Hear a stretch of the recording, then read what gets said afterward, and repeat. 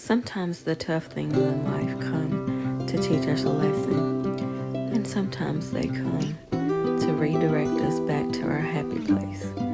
Whichever one it is, we have to take the good with the bad, learn to be appreciative, and learn true happiness. Welcome to Mocha Homestead.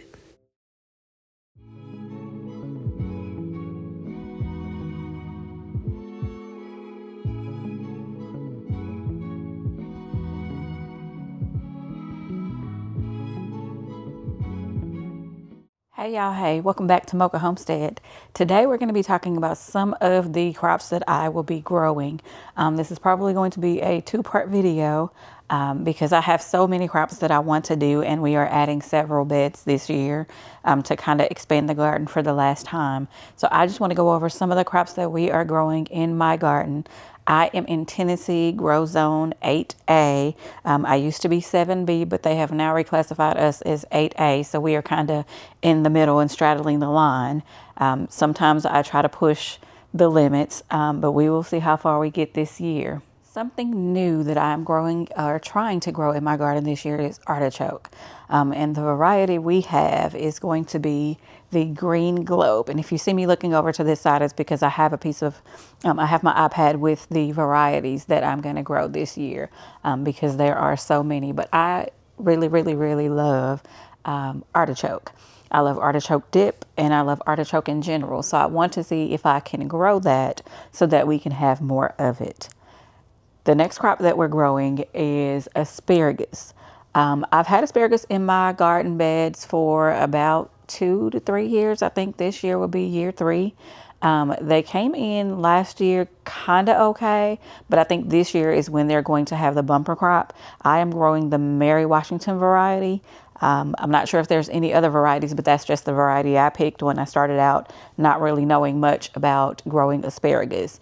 But it does grow every year. It does come back. I am going to plant a few more seeds this year to kind of get it started so that we can grow it and have some succession planting.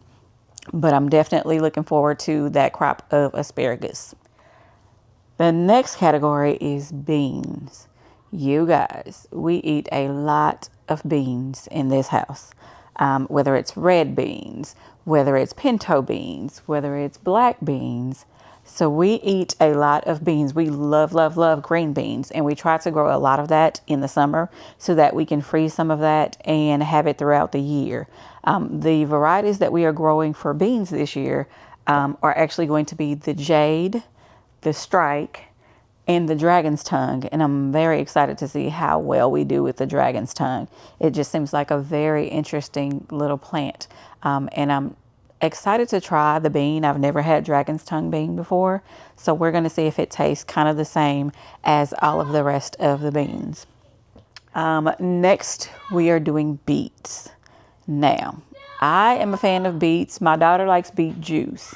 And I'm okay with beet juice. I actually use beet juice in a lot of our smoothies, a lot of our juices and things of that nature. So we are going to be growing the Detroit Red.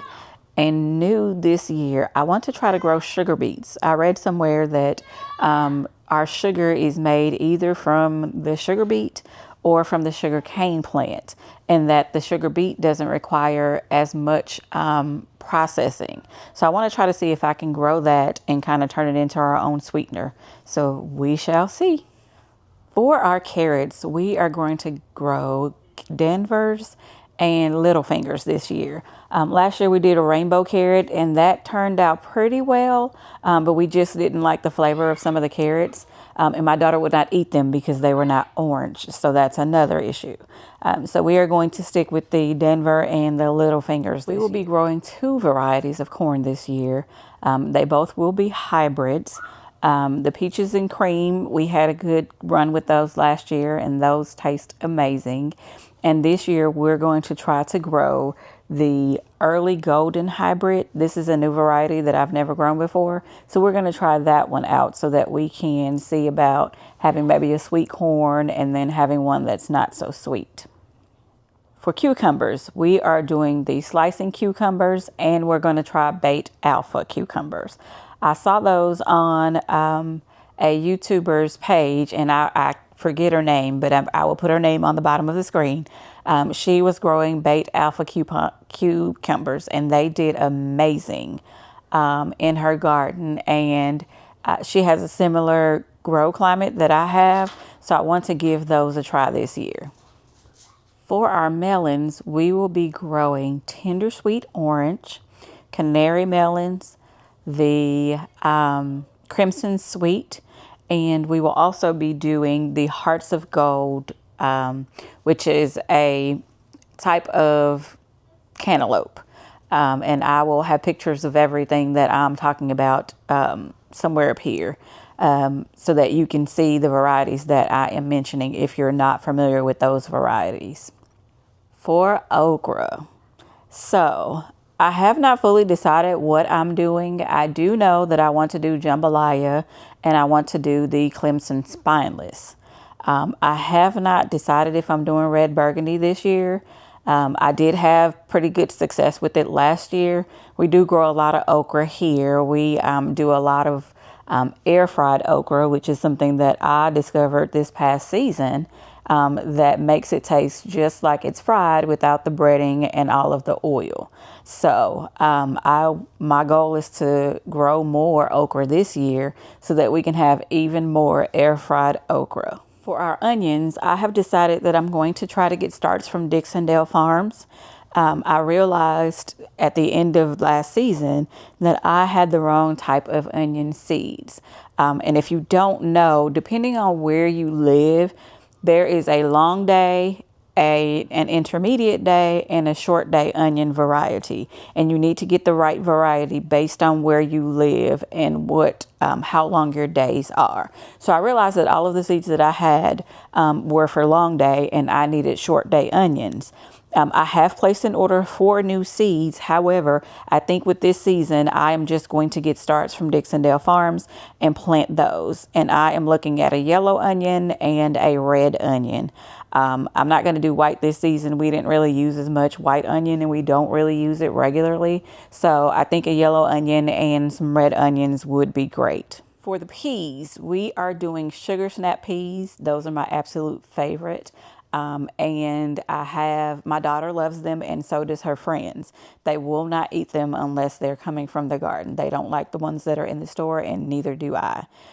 We are also growing Little Marvel. My daughter has taken to peas now that I grow them. She will eat them, but she is not a fan of canned peas. So we're going to see if we can grow enough of those for her to have some throughout the year. Now on to one of my favorite plants, peppers.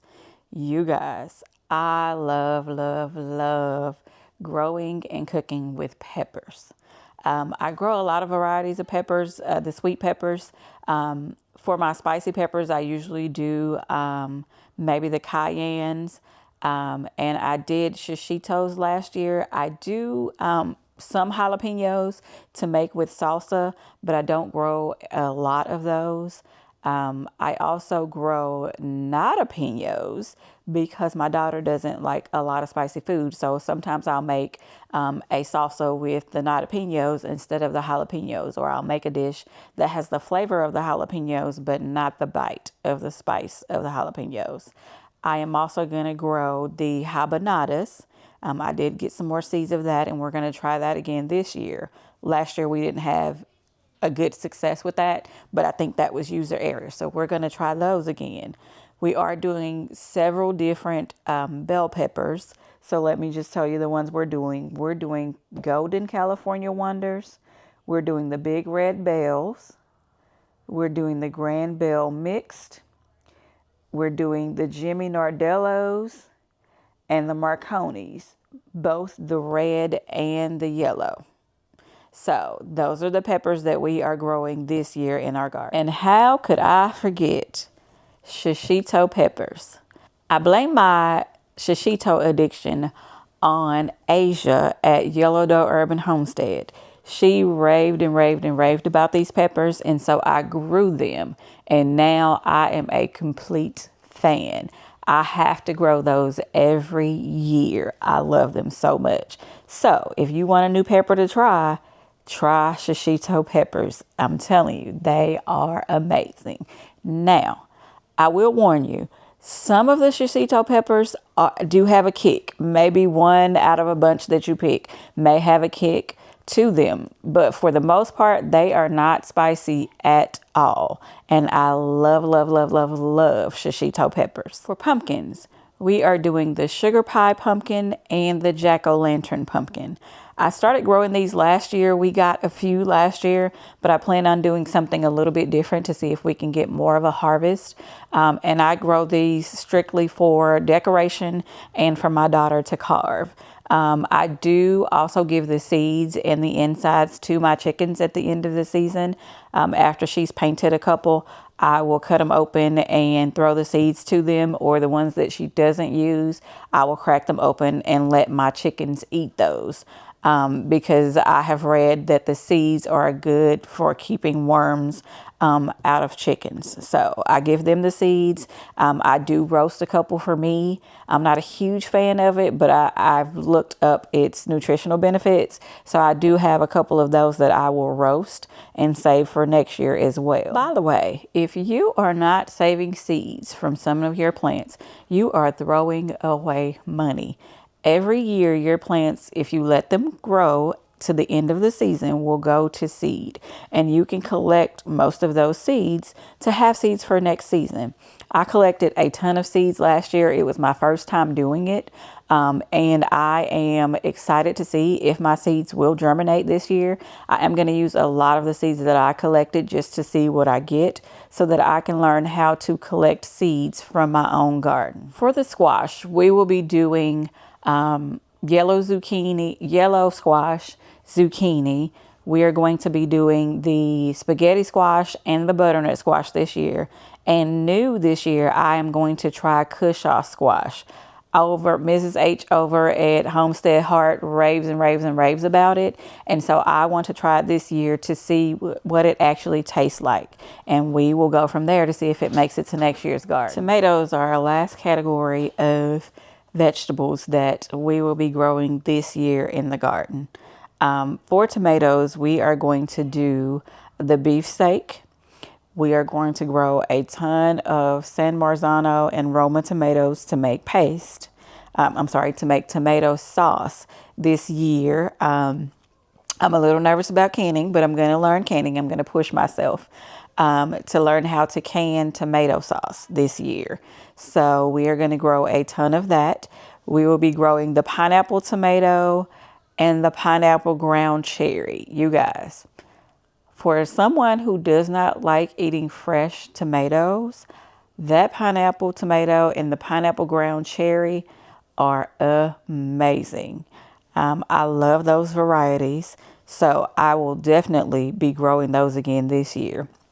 Another one that's new this year is going to be the moneymaker. I have never grown that one before, but I was very curious to see how well it would do in my garden. So we are going to add that to the usual lineup and see how that goes. So that's all I have for this video today. If you have grown some of the new varieties that I am planning to grow this year, and you have some tips or tricks that you want to share to help me get a great harvest, then put those in the comments below. Please don't forget to hit the like, share, and subscribe button so that you can be notified, and hit the notification bell so that you can get notified anytime we post new videos. And as always, thanks for watching.